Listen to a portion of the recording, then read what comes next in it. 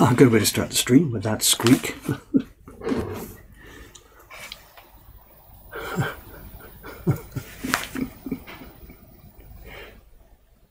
Did I mistype? Signing, singing? What? No, I'm okay.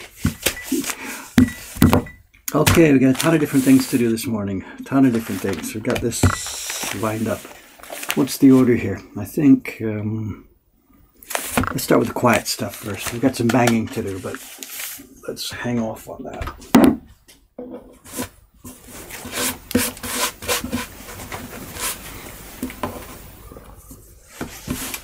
First step up, I guess, this morning is we've got some checking and signing still of the Poets prints. Those of you who were here a few days ago, I still haven't finished this job yet.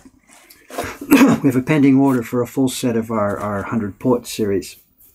And in between the other jobs this week, I'm trying to get these sorted out. Today I'm trying to finish checking the prints, looking for bark and stuff, and signing them. I've got the last 40 to do this morning. The staff, meanwhile, is working on getting folders ready for getting them packed. Then what's next today after I get that done is I've got to spend some time. We've got a set of blocks here. These are our own blocks. They're actually very old. I would have carved them about, I don't know, 20 years ago. And we've made many, many prints from them. And the girls are complaining some of the parts are getting a bit worn out. So this morning I have to retouch some of the carving for this set of blocks. That'll take, I don't know, 15, 20 minutes, half an hour. And if I've still got time left, I've got 2 packages of prints that I received from two of our printers. And those prints have to be checked and get ready for shipping to our Ome shipping center. So that's what's up this morning. It's a bit of signing, it's a bit of recarving, and it's a bit of print checking. So let me get to it here.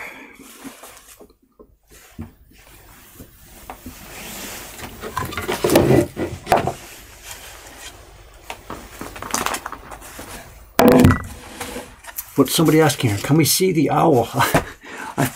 I put the owl in the other room in the background for the YouTube videos.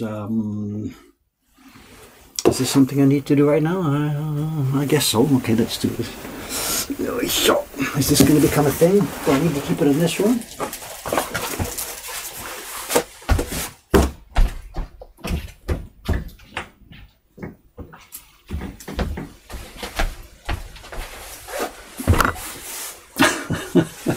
I don't know if this is going to become a meme or something.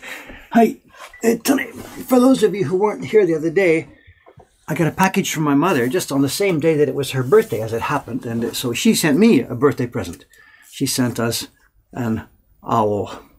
And what I'm going to do, I guess, is keep it in the other room so it sits in the background of the YouTube videos all the time. I don't think there's room to keep it here. Maybe I could keep it up there so you see it there. I'm not sure. Is that good enough for now? Okay. A mascot. I don't know if my mother's on here today or not. I don't know. She was quite happy today. All the people saying good happy birthday to her. There can't be too many 91-year-olds on Twitch, I think. I don't know. All right, let's get to this. Where's my sign pencil?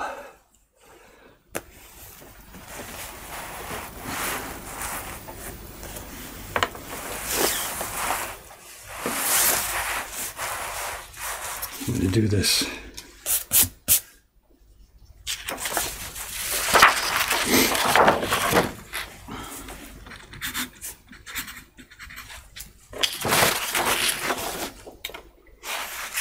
It's difficult to tell, I guess, from where you are with the light, but a lot of these prints have embossing. I don't know if it's going to show or not. The kimono patterns are embossed on here.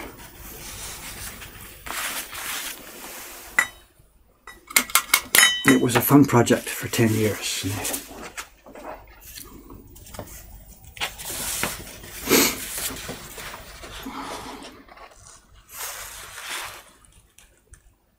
Yes, Mom's there. Look at this. So again, so you can see this is clearly, this owl is clearly going to become part of our system here.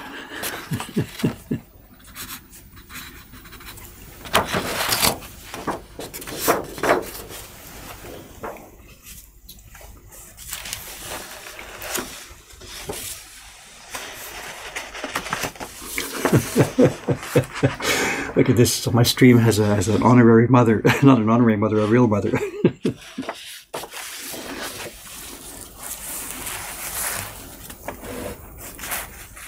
Back when I made these prints, this is over 20 years ago now, I know the paper quality was really much higher than it is now. There's very little bark, there's very little mess in the prints at all. If I had known what the current paper was going to be like back then, I would have bought tons and tons of it and put it aside. But of course, we had no idea what was going to happen. But there's a few defects here and there still, so.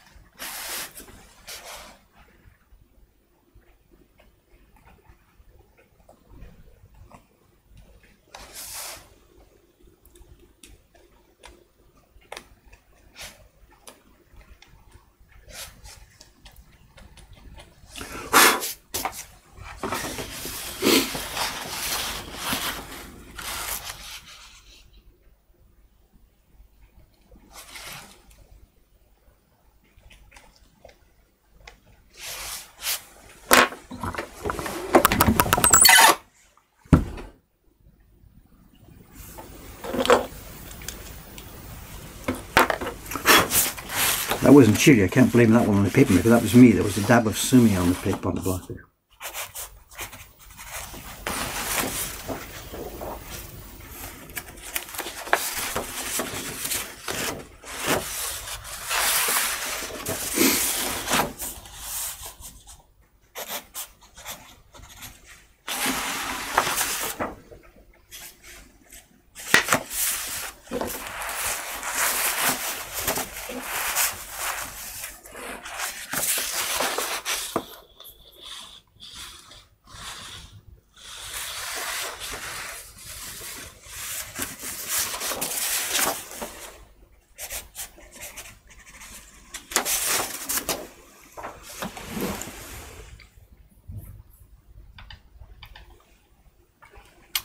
Someone's asking what the difference is between the paper then and now. Simply it's quality. I know over the intervening couple of decades, the quality has slumped. I know it's due to many, many factors. I know the demand for this paper all through the 20th century dropped and dropped and dropped and dropped. There were many, many workshops making it back in the old days and even in the early parts of the 20th century.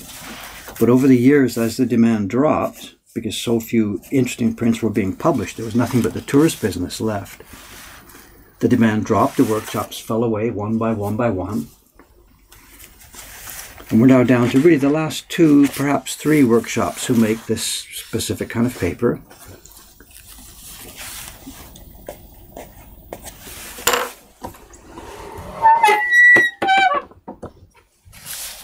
And I think it's a natural, it's nothing evil that these guys are doing. It's a natural consequence of the reduced demand that the quality dropped, you know.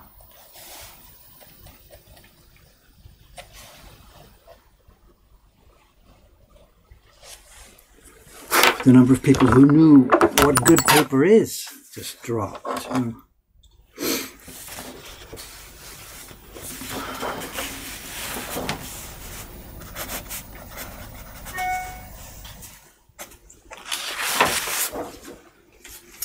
Trying to follow both things here too. So I know, as maybe some of you who were here the other day too, we took this particular customer and we gave him the option. I think I've got one here. If I can do this without pulling the plug out of my computer.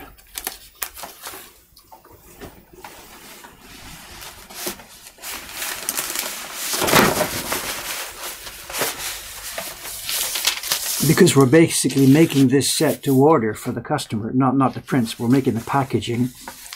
We gave him the option. All right, here's a sample. This is a print in the package. And this one, it's trimmed.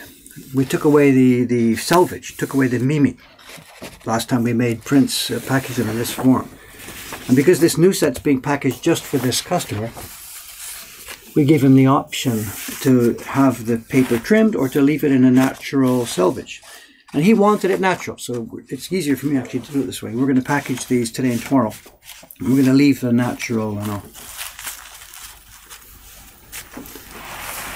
Again, I don't know how much of these things to explain every day. We talked about this the other day. The way we get the paper, if I zoom out a bit, when we get the paper from the paper maker, the dimensions of the paper are about like this. This is a single sheet of paper as we get it to print 2 of these prints. And this is about the same size as a typical, you know, the Great Wave print or whatever.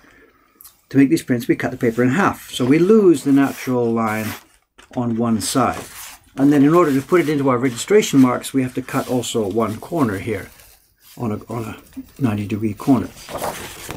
So the finished print comes out with one straight edge and natural selvage around the outside. We call it mimi in Japanese. Ears, mimi, the ears of the paper.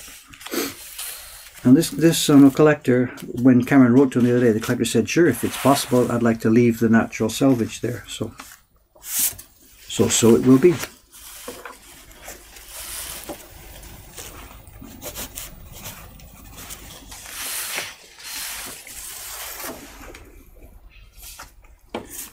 One funny thing for me is sometimes I get, every few months, I get the catalogs from the various print shops downtown. The people who deal in the old prints we're talking about, not new publishers, but the print shops downtown.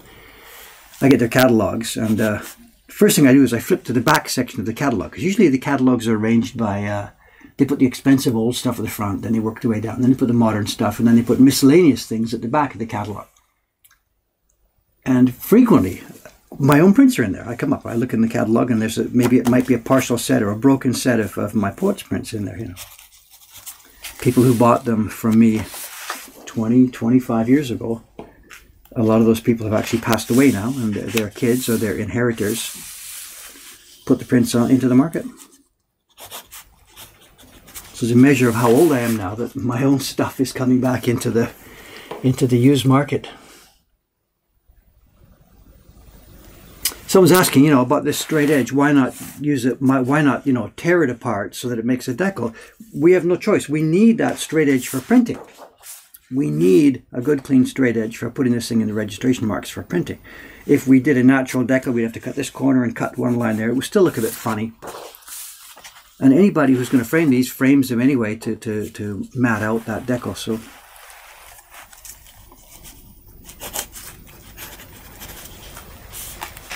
I think I signed David Bill on that one instead of David Bull.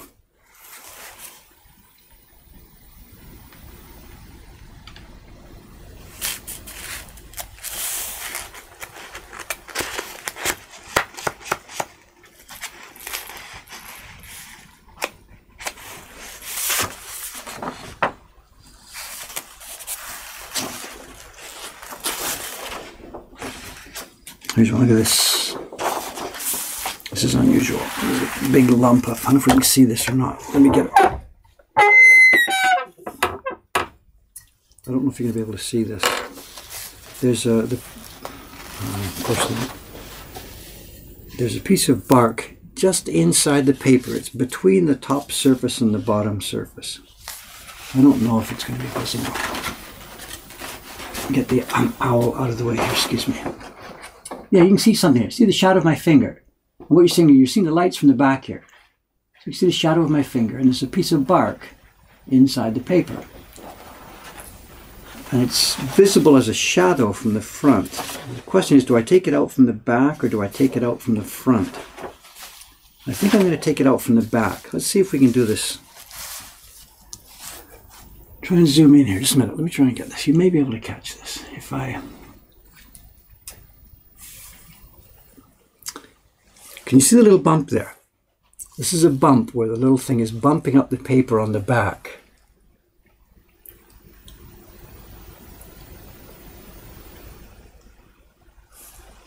Let's try this. What I'm going to try and do, announce what I'm going to try and do before I actually do it. Can we still see it? I can't watch the video and the thing at the same time. I'm going to try and slice into the paper, but not cut through to the front. Slice 1, 2, 3. I'm going to try to open a flap.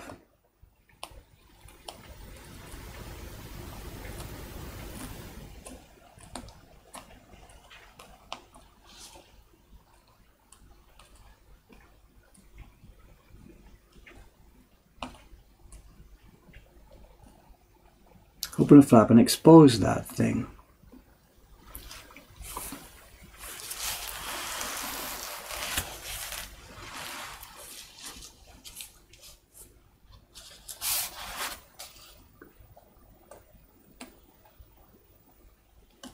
And there, look, there it is. Can you see it coming out?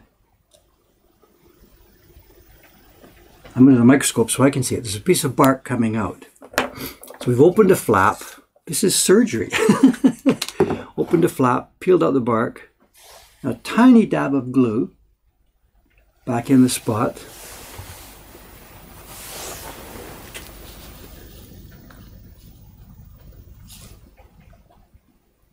This is the same glue. I say glue, it's paste. It's the same paste we use when we're printing, so this isn't going to do anything bad to the paper. Close up the flap again. Get rid of our little freeloading piece of bark. Look at that. I think we got away with it. Let's have a look. Back into the scope. Let's zoom back out. And let's have a look again. And what you see now is a tiny, see it there?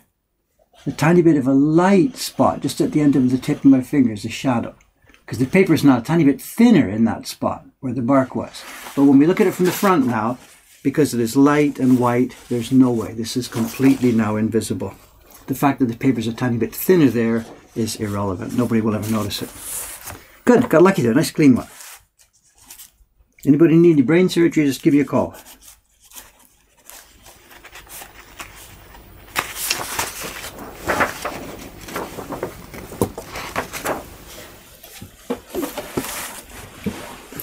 Why wasn't the bark removed during the printing process? The bark was hidden inside the paper. I know the bark, obviously it's a piece of bark that fell in or whatever it was in when the people were rocking the paper. If it had been something on the front of the paper where the printer could see it and maybe pick it off, it would have been okay. But it was hidden inside the paper. And the printer, actually it was me 20 years ago or whatever. Just print, print, print, print, print. If it had come up inside the face or something, that sheet would have been rejected at that time. But this was just a little trivial dimple on the paper, and the printer, me, it's not his business to muck around with that kind of stuff.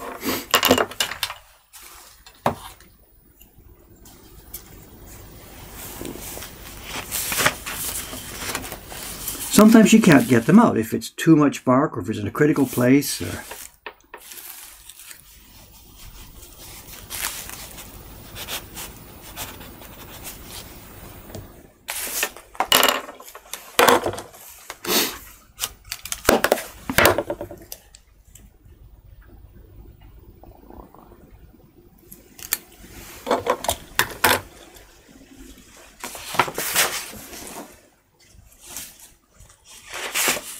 We're up to number 73 here. We're on the way to 100. This is number 73.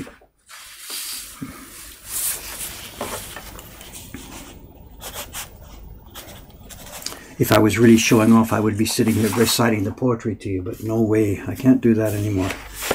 When I was making these things, I studied the poems, I studied the calligraphy, but no way. It's all gone now. Oh, this one's full of stuff, not so visible from the front.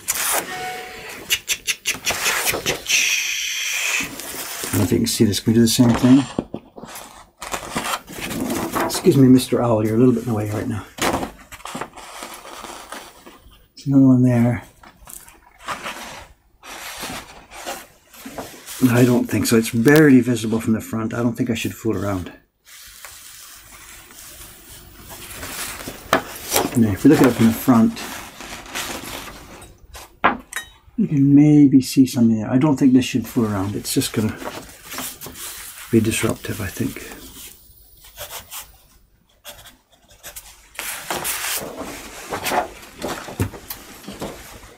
Oh, I know. There's something else I meant to mention to you guys this morning. When I did my email check this morning when I was having breakfast, you guys are talking about printmaking.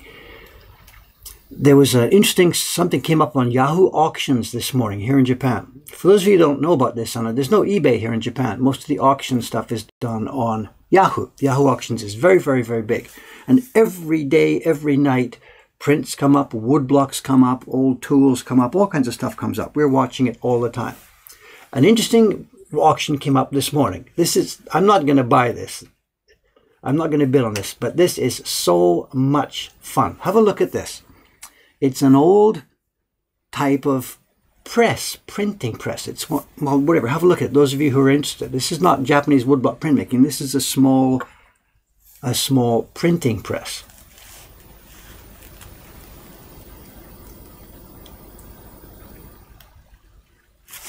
And if I had some time, I would love to buy this and play with this as a hobby. I don't know what it's called. There's a specific name for this kind of press. Somebody out there will know more about this than I do.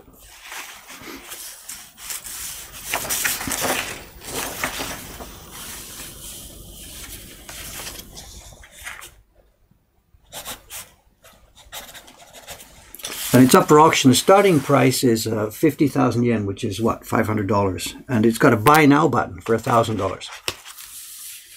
And it looks like so much fun to take that apart and clean the rust and try using it.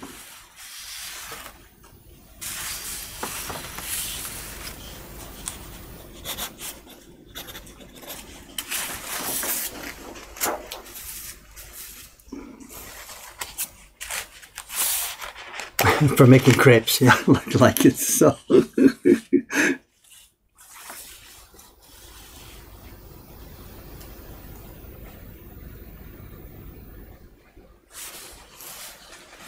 This is a good example here to talk about some of that poets. Let me grab the original book. I had it at hand here.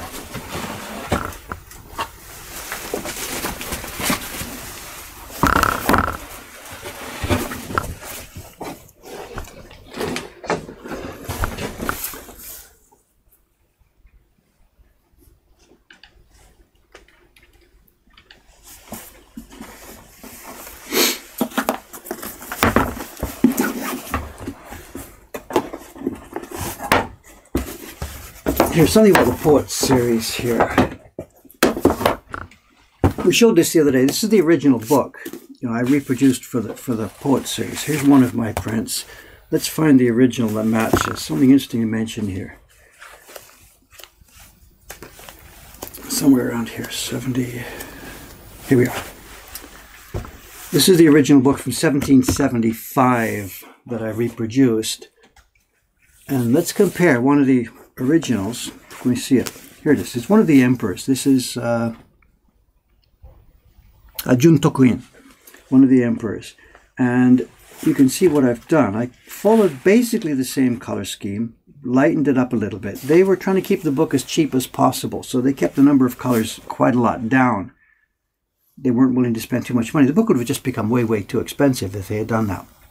And so what I've done is I did things like this. They just splashed the same color here on this tassel. So I took the trouble to make a bit of a different tassel, a bit of a different color on the kimono. Made it a bit more visually, you know, interesting. But also I did things like this. When this book was by the time this book was printed, the gradation printing technique hadn't yet been invented. None of these prints have gradations. But look at this. There's a I forget what it's called, sudare, I forget the English word, a screen, roller screen above him. So when it came time for me to do the screen, I took the trouble to go to the extra step of putting in a gradation along the bottom of it, you know, where it rolls around, it would have gone a bit darker. So my prints are not exact, perfect reproductions of the ones in the original book. They're, in that sense, they're adaptations of them.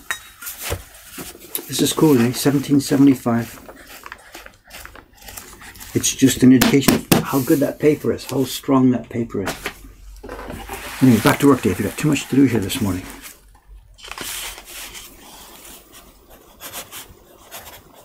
It goes on, you know, this gentleman who's bought these prints this week, he's paying me for them. He's going to keep them for a while. And the prints themselves will easily last a couple of 100 years. We talk about this all the time. And where these prints will go, where they'll end up, well, there's no end, but where they will go next and where they will go next.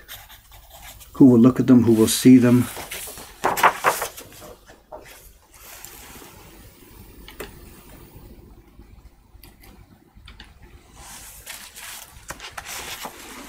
You're saying who invented gradations? I don't know. It's just some printer fooling around somewhere. They came into common use in ukiyo-e prints in the late 1700s, 1780s, and by the time 1790s come along, we see them all over the place. But that book was 1775. I don't know when the absolute earliest example of it is, but gradations came into common use at the end of the 1700s. I keep getting David Bill. I got to be more careful.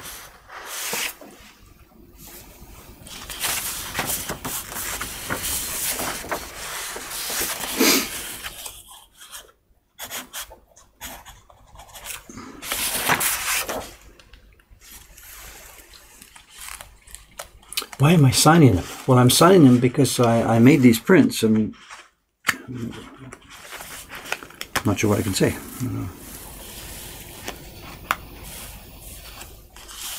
I'm not signing them as the artist, obviously. They're all embossed here. It's embossed at the bottom. Picture and calligraphy are Katsukawa Shunsho. Carving and printing, David Bull. And Shunsho isn't here to seal them and sign them, but I am, so I'm putting my name on. There's no intent that people would think they're my picture, my design, obviously.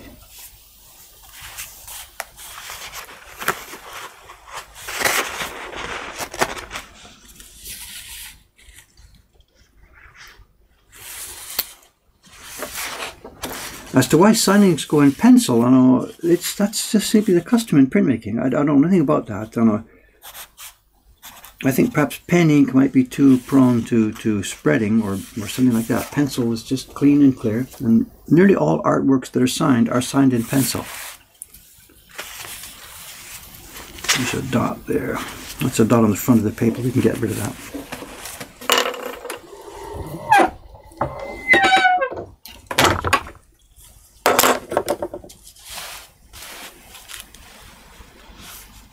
Yeah, this is another bit of bark. It's just slightly below the surface. We can just get rid of them with the front.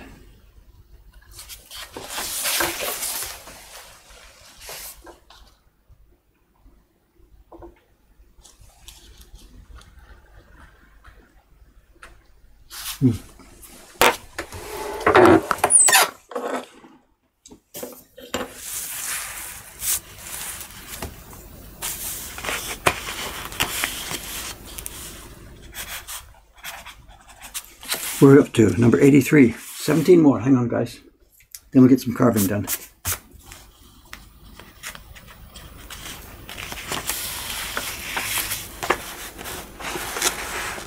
There's another one, just like we had before.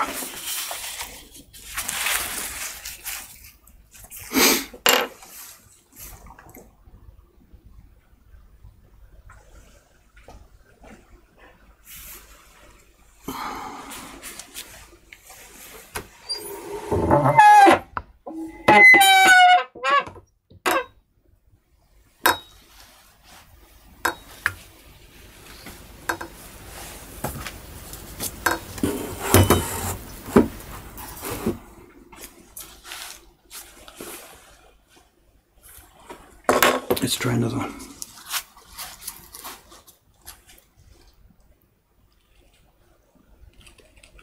Three lines, one at each side, one across the bottom. I'm not cutting through to the front of the print.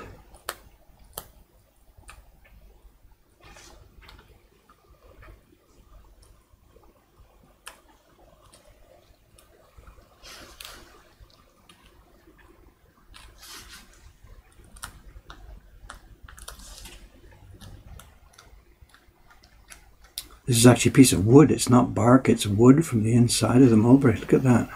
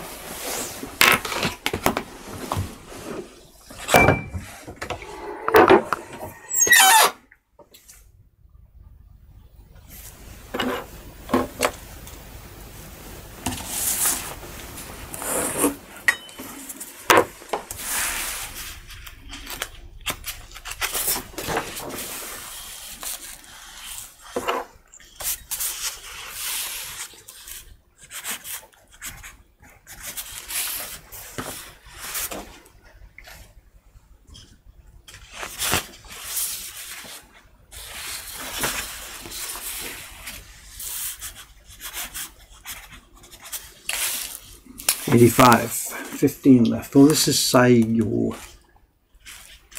Saiyo Hoshi, one of the most famous ones.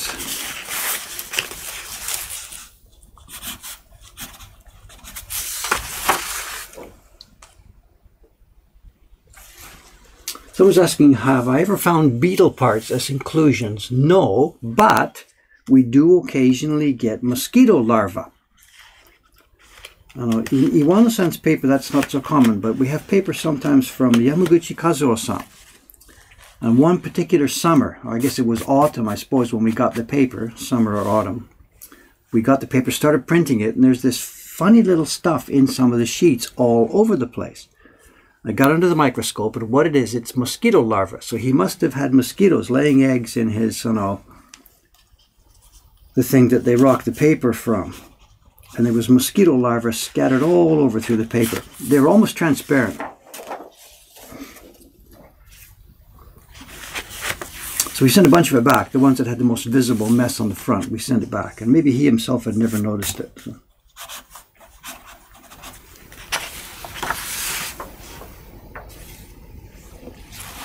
The other thing, yeah, you mentioned beetle parts in the paper. Actually, it's a good chance here, if I can find it. I should maybe not talk about this until I find it. The book I've got here, the old Shakunin issue book from 1775. Somewhere along the line, somebody, here it is. If I can do this, should I maybe zoom out just a bit more here? Someone's talking about beetle parts in the book. Well, this isn't beetle parts. What this is if I go in here, this is a leaf. It's a leaf from a ginkgo tree. And it's pressed and dried, and I have no idea how long it's been in there. Some previous owner put at various places in the book, put in some dried pressed ginkgo leaves. It's the Japanese tree called icho. And at first when I saw this, I'm thinking like, what's going on? Why has he done this? But I did a little bit of reading, and it turns out that there is a belief, and this is true or not, I don't know. There's a belief that when you put ginkgo leaves inside your artwork or paperwork or whatever, it keeps away the bookworms. And given that this very same page is eaten by worms, I'm not quite so sure if that's true or not, but perhaps the worms ate that first and then one owner put this inside to help drive them away. I don't know. But there it is, and I don't think this is, it could be 200 years old, I have no idea. Some previous owner, it could be 50 years old, 100 years old, 200 years old, I haven't any idea. But somebody, and it's not just one, there's 4 or 5 or 6 of them stuck in between the pages of this book. I'm just going to put it right back there. It's going to live inside there. Maybe some biologists are interested in a 200-year-old tree leaf. I don't know. Could we do carbon dating on it?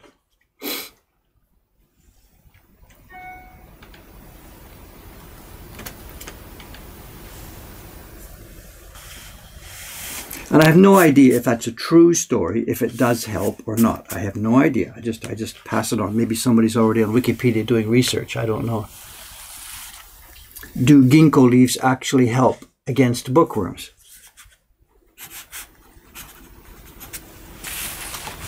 This was a nice one. Oh my God, this was a nice one. Lots of nice embossing on the kimono, many, many colors. Getting them all lined up at the edge of these kimonos was not trivial at all. It was a good, fun way to spend 10 years, you know.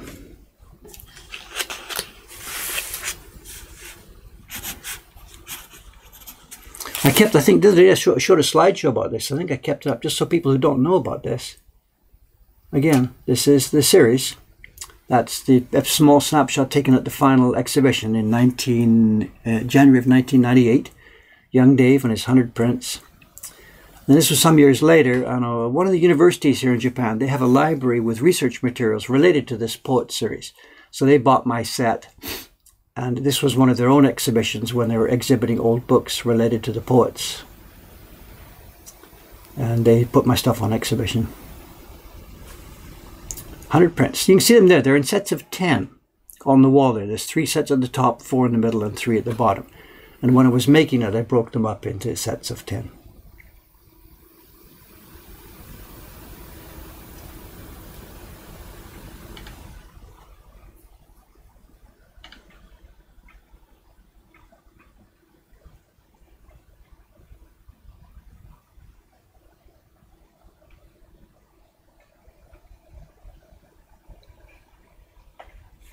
Trying to catch up with the stream here, sorry.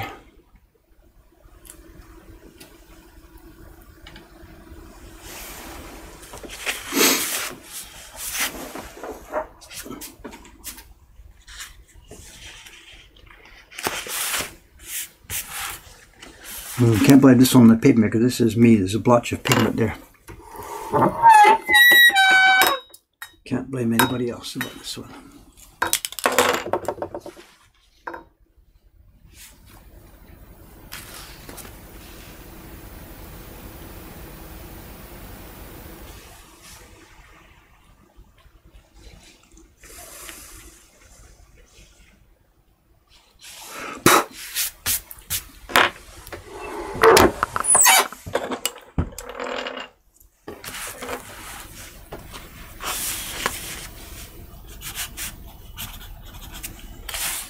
This was a fun one. I know, again, we talked about this the other day. One of the attractions of this book was that the artist, Shuncho, he just depicted all these people in such different moods that you'd never seen before in Japanese prints. You know, everybody else was always, before this, was purely expressionless, but he took each person and put, you know, happy people, sad people, reflective people, moody. It's not 100 different expressions, but there's many, many different expressions, you know. What this is, by the way, this is a winter scene, and what you're looking at is a hibachi. The thing that he is hunched over is one of those ceramic hibachi pots with charcoal and stuff inside. It's not actually burning and flaming. It's a hot charcoal from the stove has been placed in there, and he's trying to keep warm in a Japanese cold winter.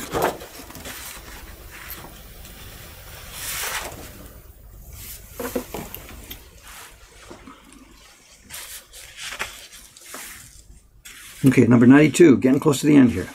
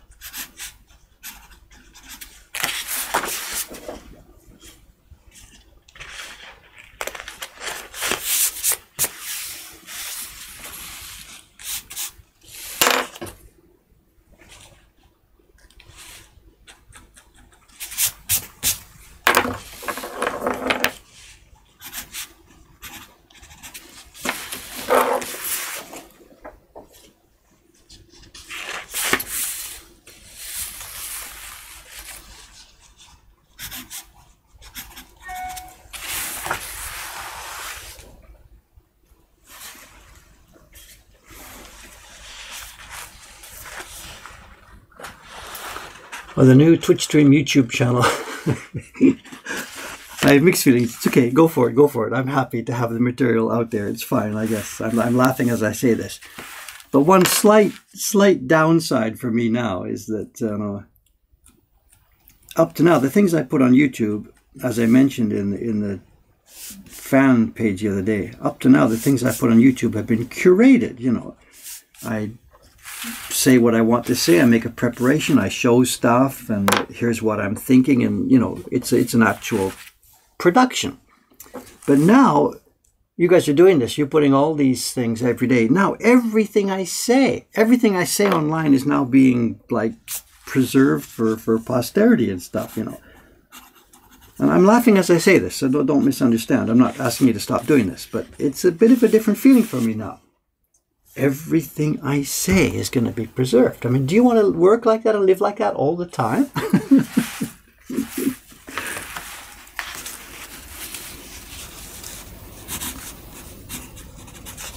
What's the question? Is the buyer going to keep the edge? Yes, I mentioned before in the stream, I know we gave him the option of having them trimmed straight or keeping the natural decal, and he asked us to keep the decal.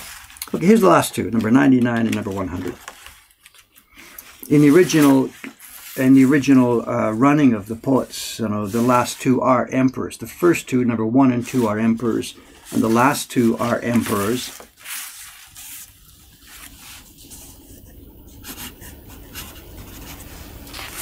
And it's cool. The very last one in the series, as it happens in the original book, number 100, the very last one in the book, was, it's a bit wormy in here, but you can see, he opened the design set.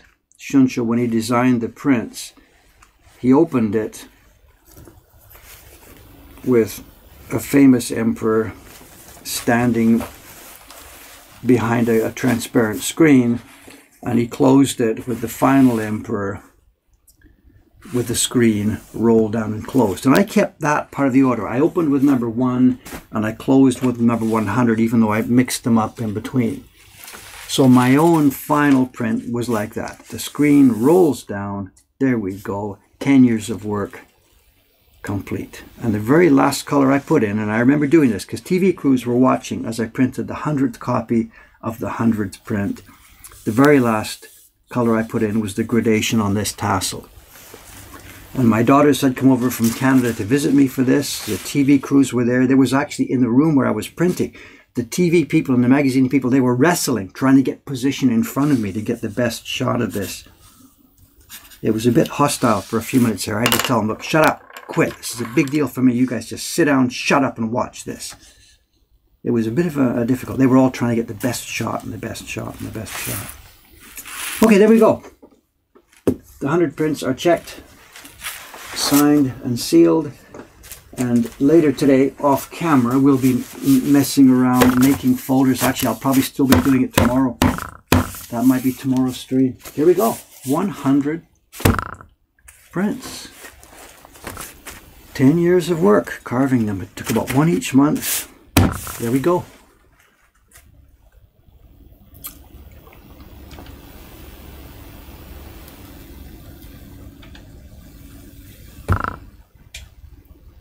How much was this? It was a million yen. It still is a million yen, which is about $10,000 for 100 woodblock prints, which I think is whatever. Not bad, not good.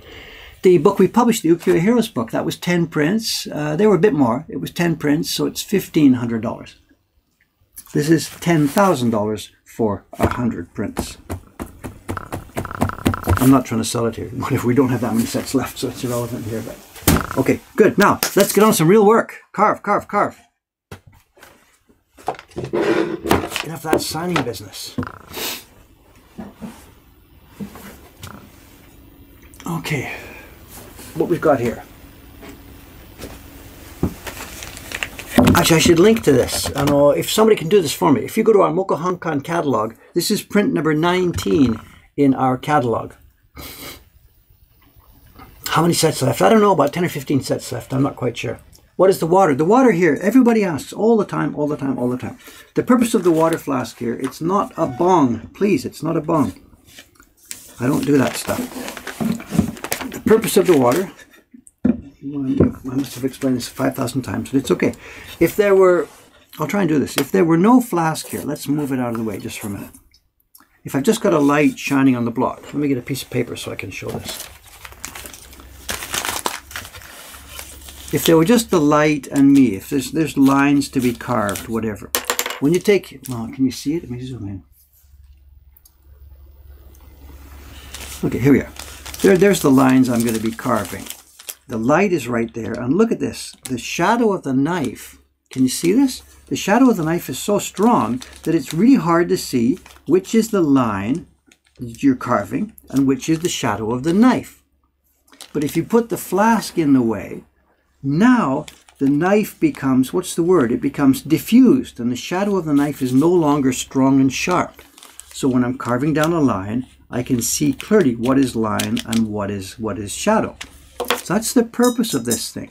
I don't. It also has, you know, also the light, now the bright light is diffused and it doesn't shine in my face strongly. I don't think this is an original old Japanese idea. I think the Japanese started doing this somewhere on the Meiji time.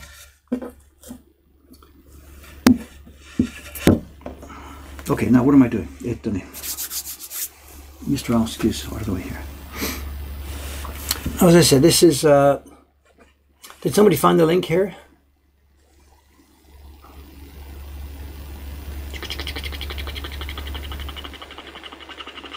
It's print number 19 in our catalog. Let me just quickly go and get the link for it.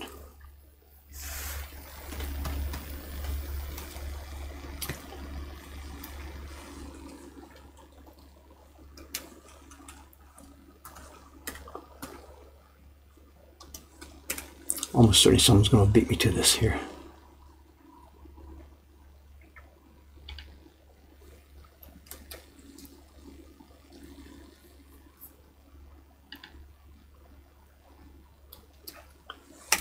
No, on the first top. Good, good, good. Okay, this is the print, and these are the blocks for it. And we've made so many copies of this. So many copies of this that the blocks are really worn quite a little bit. And the girls have asked me, please trim around some of the edges of these, because it's getting more difficult for them to print cleanly. So that's my job now for the next half hour or so here.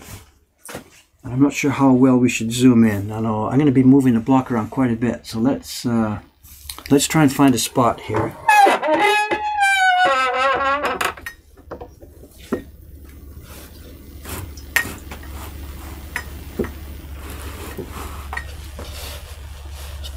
Is that good enough? I'll move it around here. Let's see. Are we on camera? Is it focused?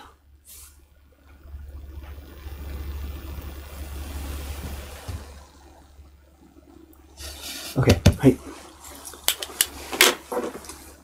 Now I get there's limits to what I can do here. What's been happening is the wood has been wearing away.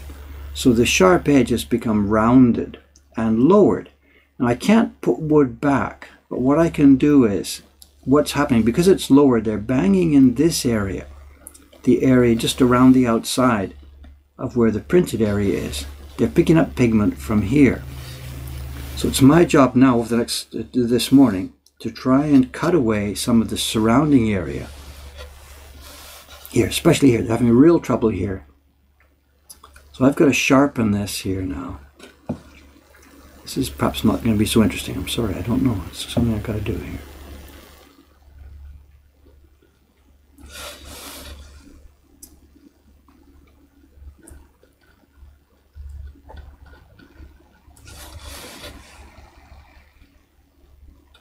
The lucky part about this print is that there's no outlines on it.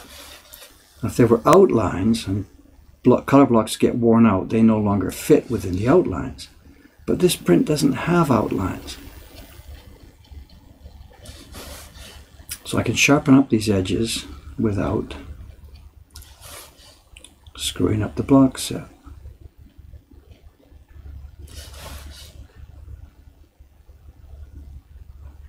You can also see what a mess my fingers are too, the construction downstairs. God, hammering, banging. I was plastering last night. Lisa was painting the ceiling. I plastered the bathroom ready for painting this morning, tomorrow.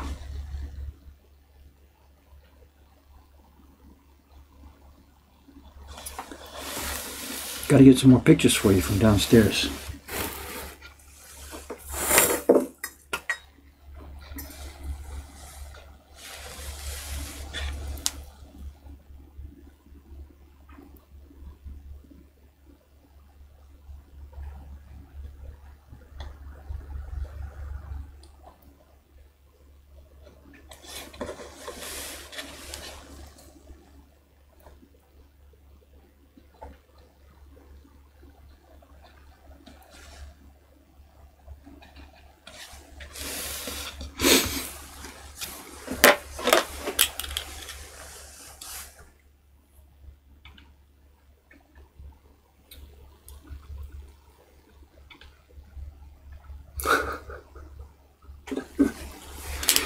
You want to hear the toilet talk to you? We didn't buy that model, I told you. We bought the silent model. I know.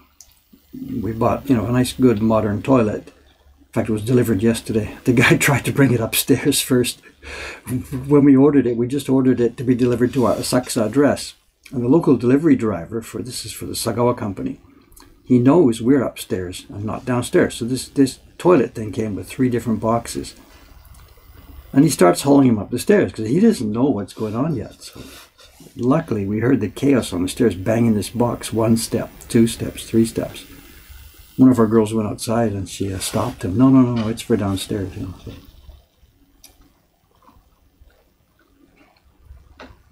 We bought the model on a good, nice modern toilet, spray, wash, all that kind of stuff. But I didn't. We mentioned this on the stream the other day. I didn't buy the model that talks and that when you open the door to the room, the seat lifts up and says "Ready for service, master" or whatever. I didn't buy that option. So when you visit us and you go to the bathroom, there's no one's going to talk to you in there. So.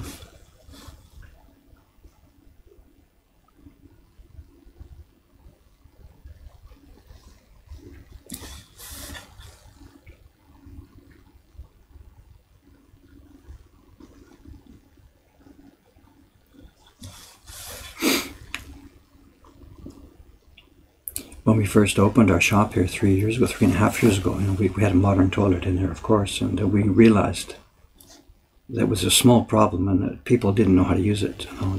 The control panel is in Japanese, so I had to print up an English explanation sheet how to use the toilet. It's actually not necessary, it's automatic, but nobody knows it's automatic. They go in there and there's no handle, there's no flush button, and they don't know what to do. So.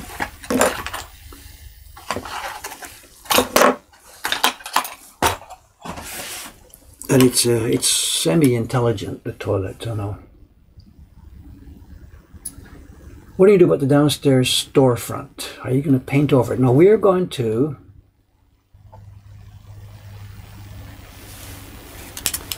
Of course, we're going to clean the front shutter. And to get shutters hand-painted and stuff are very expensive. And in fact, actually, maybe, now that I think about it, maybe you guys can help me with this.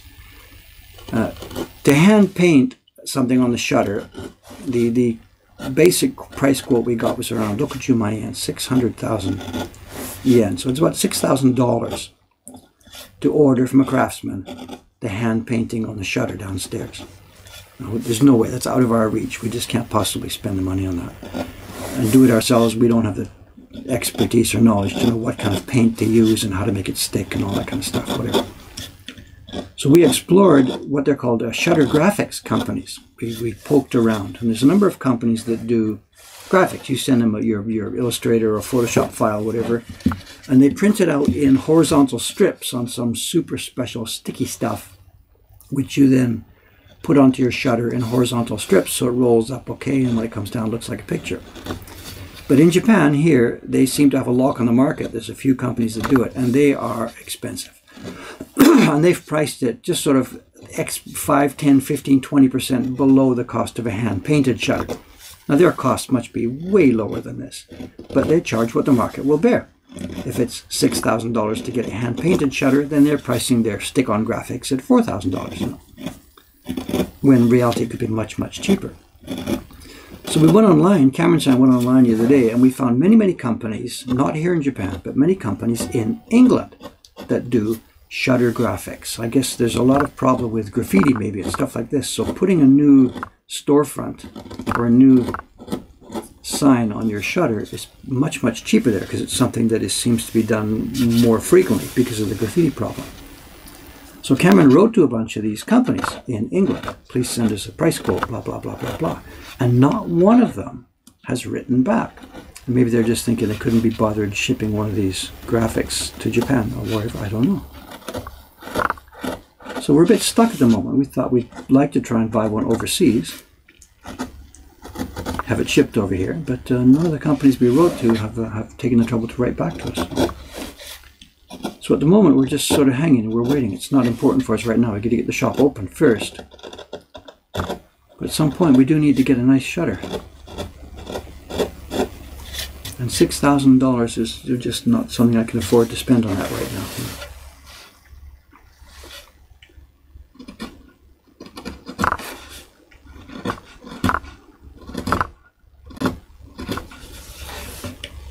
Am I on camera? I think I'm...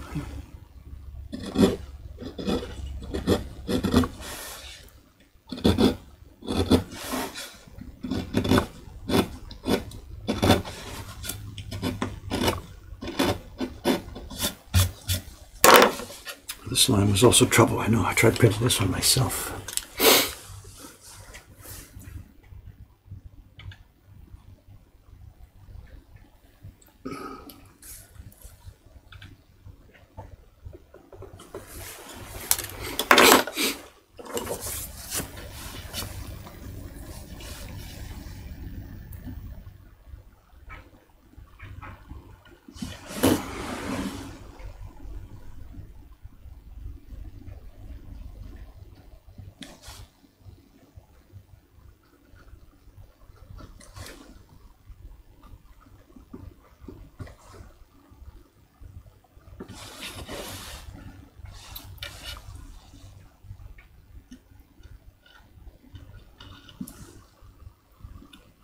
We've got one advantage with our shutter in that this building is north facing. We're on the south side of the street, so it faces north. So we don't have any, the raw sun never strikes that shutter. Well, it does very, very early in the morning, 5 o'clock in the morning or something on summer mornings for an angle.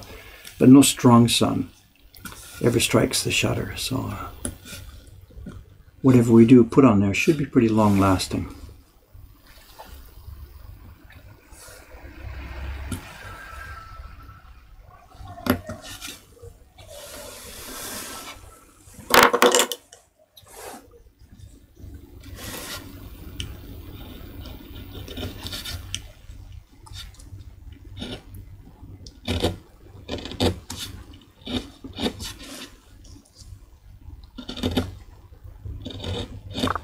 Nice crunch. This wood block is old. I mean, I've been using it for...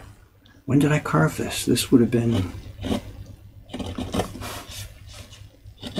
the first New Year card after I finished the Poet series. So it would have been 2000. This must have been my New Year's card for 2000. So this block has been around here 18, 19 years.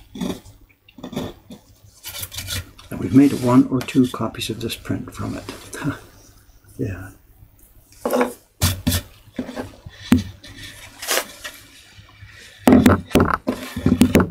This one is the key block. This has lots and lots of wear. They really need help with me on this. So are we on camera still? Good.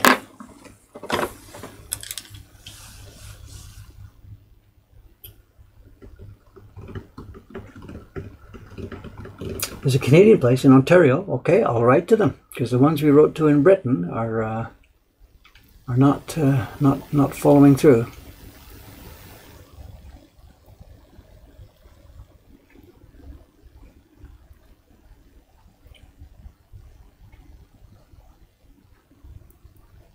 What have we got left? Okay. How long will a wood block last?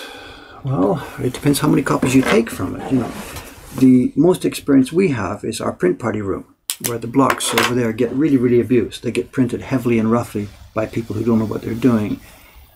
And the block set that's in there that's been used the most, we've got 2 or 3 block sets in there now, but the one that's been used the most is the Peach Boy set. And last time we counted, when I made a video about 2 months ago, it had been used just over 8,000 times. So now we're pushing up to about 10,000 times. And the color blocks have been recut. But the key block is still in its original state. A nice, strong, hard piece of cherry. So it's done around 10,000 copies. And it's still there. It's still hanging in.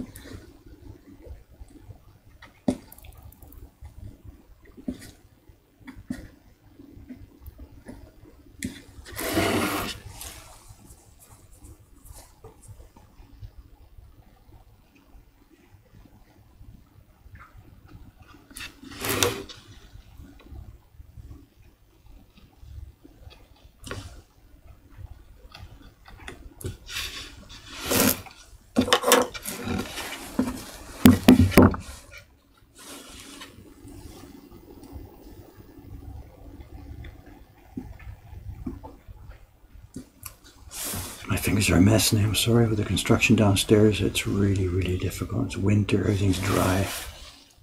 Fingers are splitting.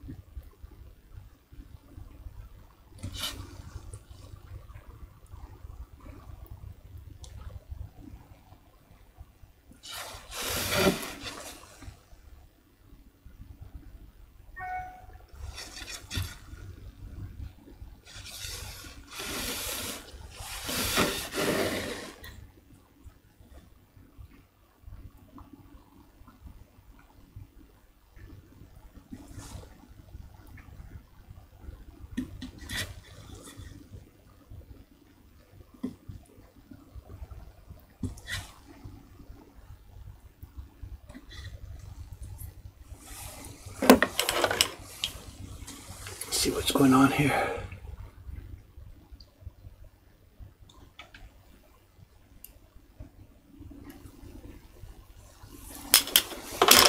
Says everything is much more expensive in Japan. That's not so these days, actually. You know, we're hearing more and more from visitors and viewers and visitors and stuff that prices in Japan really have become much more reasonable over the last few years. You know, this used to be one of those places that was listed as most expensive in the world and stuff.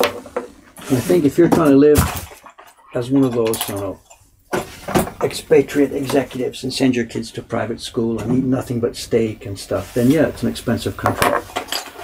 But if you live in a normal way, go to normal places, then it's not so bad at all anymore. I know many of the people that I've seen coming here recently have said, my God, the food is so cheap compared to what it was back home.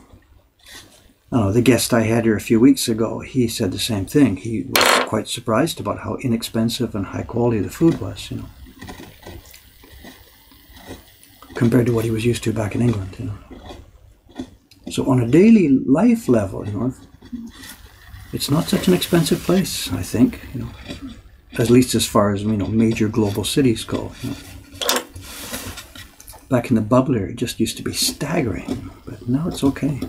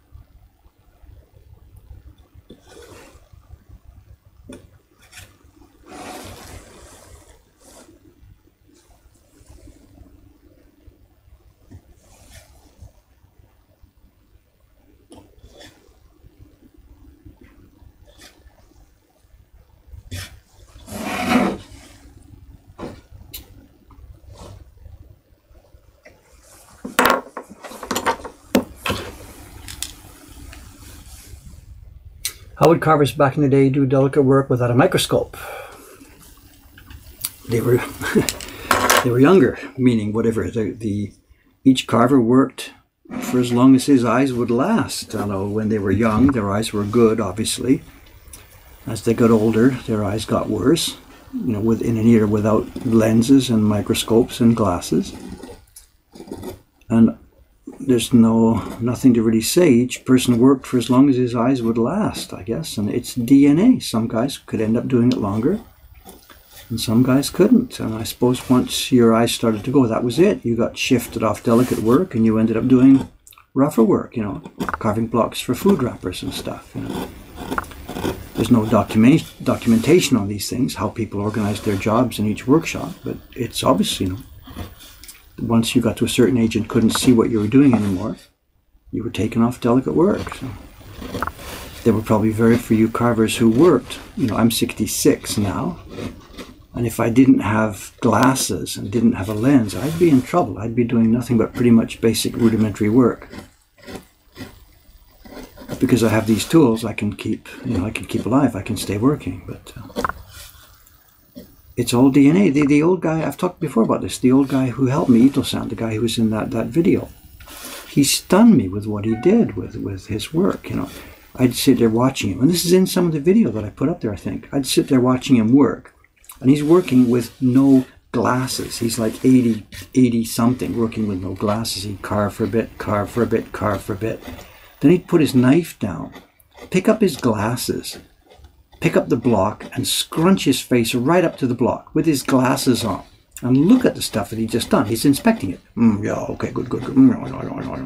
Then he'd take his glasses off, put the block back down and get back to work. So he needed glasses to be able to see close up what he had done. But while he was doing it, he was just working what they call nikugan, with nothing, just what do we say in English? Bare eyes, no assistance.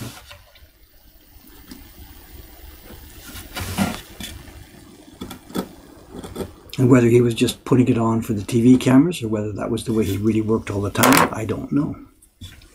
So it's up to each one of us. However long your eyes last, that's how long your career lasts. You know. And for me, because I have access to these tools, my career is going to basically last as long as I can, stay alive and do this. So maybe there's people out there who think I'm cheating by using lenses and microscopes and stuff, but whatever, I don't think so. This is just me staying in business. All the experience I've got,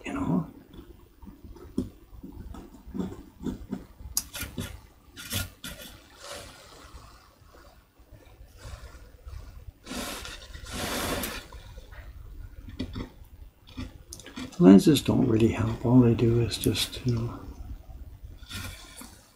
bring you a bit closer to it. It doesn't change anything about how it's carved or how you touch or how you move against the lines.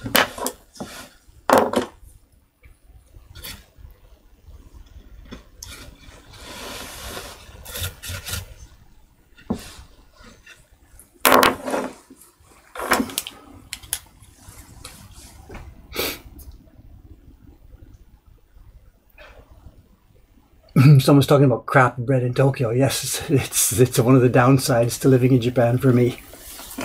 The Japanese bakeries are a parody of what I think a bakery should be. Your typical Japanese bakery. There is good bread to be found in Tokyo, but it takes some hunting. The typical Japanese neighborhood bakery serves up some white concoction that, I don't know, they call it bread, but I have got no idea what it is. But it's white paste of some kind. So, yeah, whoever's criticizing the bread in Japan, I'm with you. I'm on you. There is good bread here, but not on a neighborhood accessible, inexpensive basis. It's a different culture. Obviously, rice culture is different. If you want a good bowl of rice in Chicago, maybe you got a problem. I don't know. So no excuses from me for Japanese bread. It's unbearable.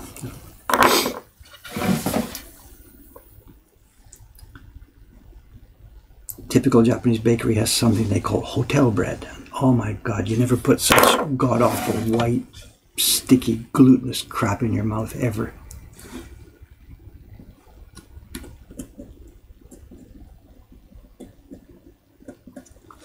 So yes, anybody who's thinking that Dave is here living in this paradise that's Japan, it's not always like that.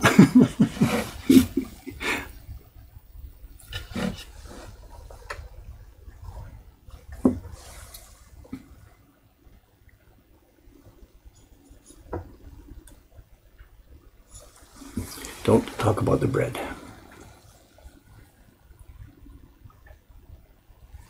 Yes, somebody's asking, I can't see what it says.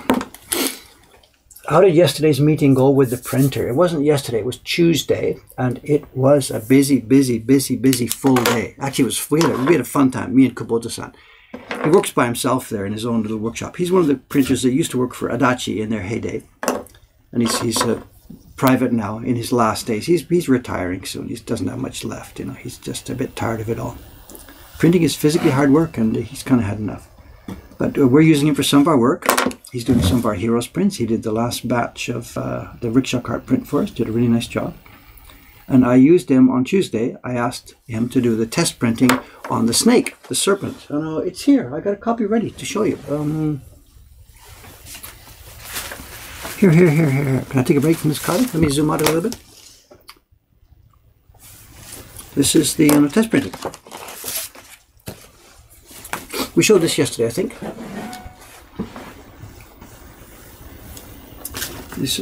Maybe I should turn the light off because it's just a minute.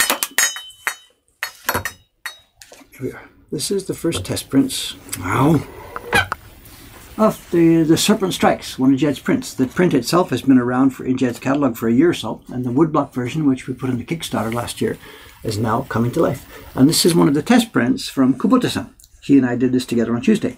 And the reason I asked him to do the test printing instead of me do it myself is I wanted to make good video. If I do this myself, I'm like getting a color mixing, set the camera, start the camera, turn the camera on, coming back mixing. It's just crazy. I did it for year after year after year, but I wanted good video. So I took the paper and blocks over to him on Tuesday. We did a full test printing run. This was one of the first ones that came up.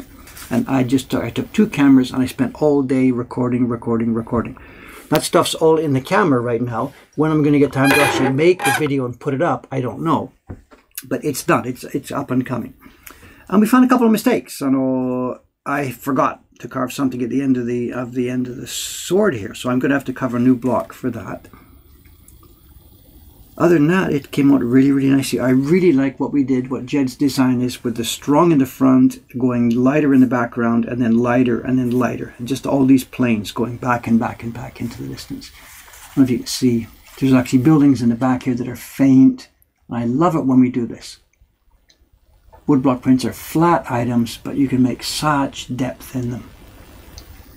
And I don't know much about the game part of it. This is obviously a very, very popular game. It's a Metal Gear Solid, and it's a game that people die for. And this character, too, seems to be a really iconic character that many people love.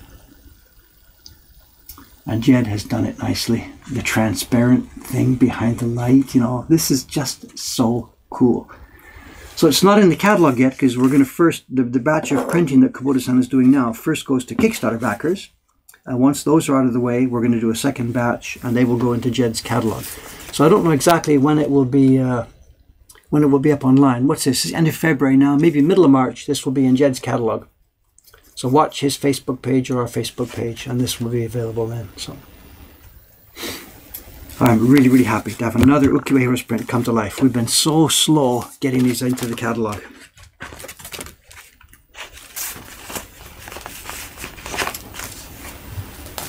And Kubota-san is printing the edition now as we speak.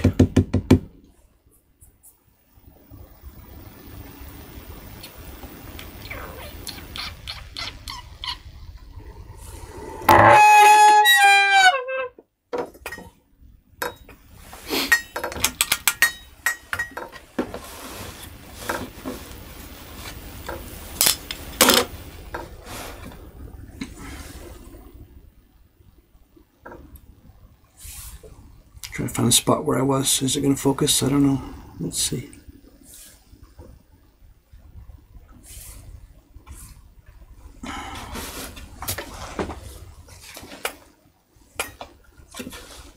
Where am I?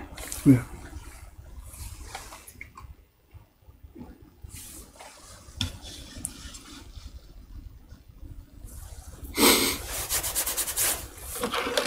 Yeah, how are we doing for time? What is it? It's 9:17. We're coming to the last section of our stream here. Nay, so.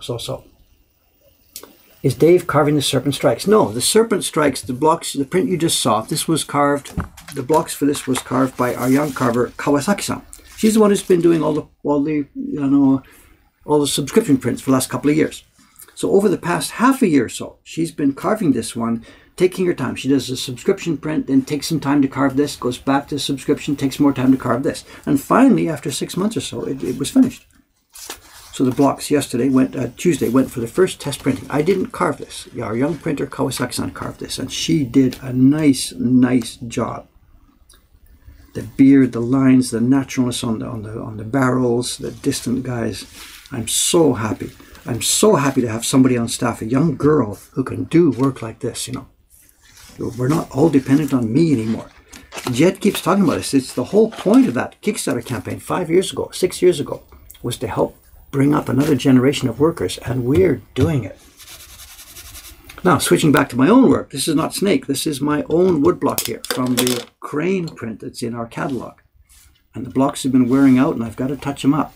And I'm talking too much instead of working, so...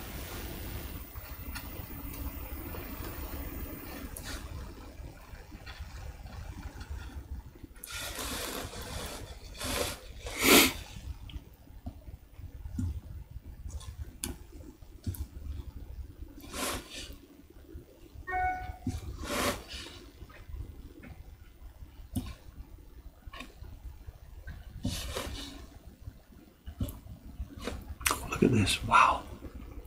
The ones at the end of each row, they're the ones that get hit by the brush the most.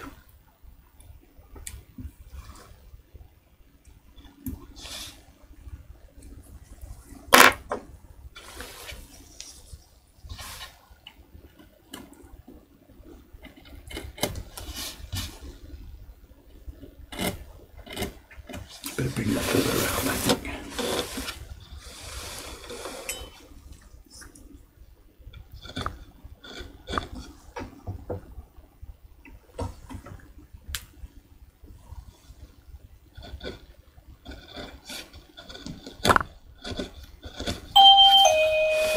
Well, this must be Suga-san, I guess, coming in. She's the only printer on duty today. Cameron won't be here today. He's going to work Saturday instead. He won't be here this morning.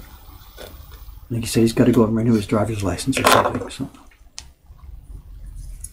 this should be Suga-san, I think. Oh no, it could be Kawai-san getting the shop ready. We'll see.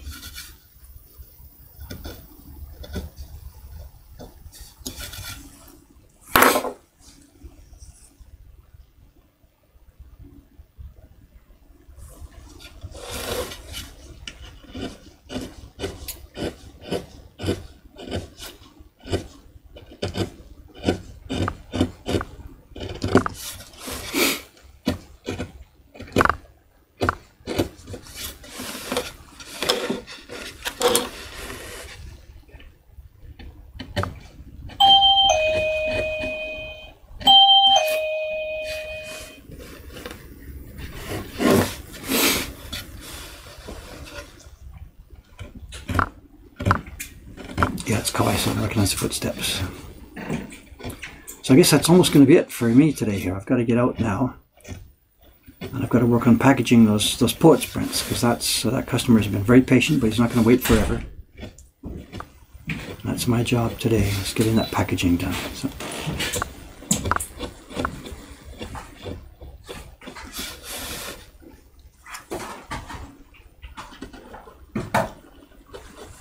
Okay, what's going to be the future of the stream then here today? This is Thursday. Good morning, Kawai-san. Hello. Come and say hello to everybody. Oh, good morning to everybody. Can't see you. Not get cold this. You okay? No, so Fever.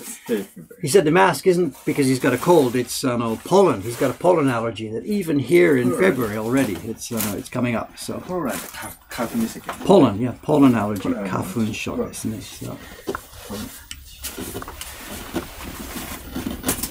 So anyway, let's listen to the stream today. Today's Thursday.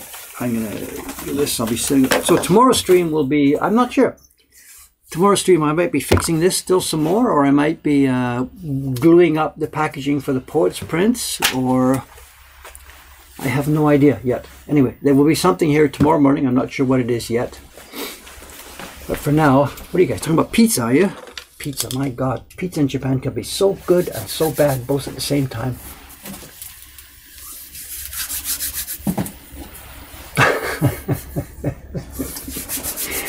Well, Cameron's off today, yes. So.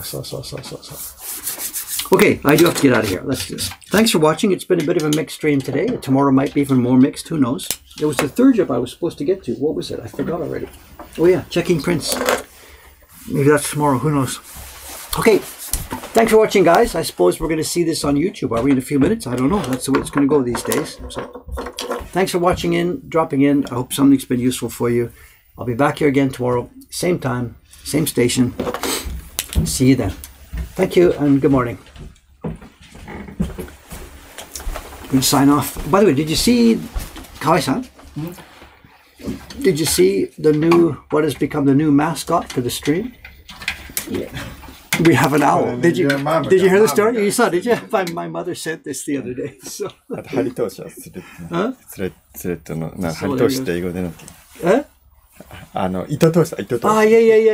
She sent me the thing for threading, and then she sent me the present. So, and I think the stream seemed to have named this. I don't know if it's finalized or not. It seems to be called the refrigerator. I don't know. So, anyway, okay, here we go. Thanks very much, guys. I got to get to work. Thanks again. Bye bye. See you next time.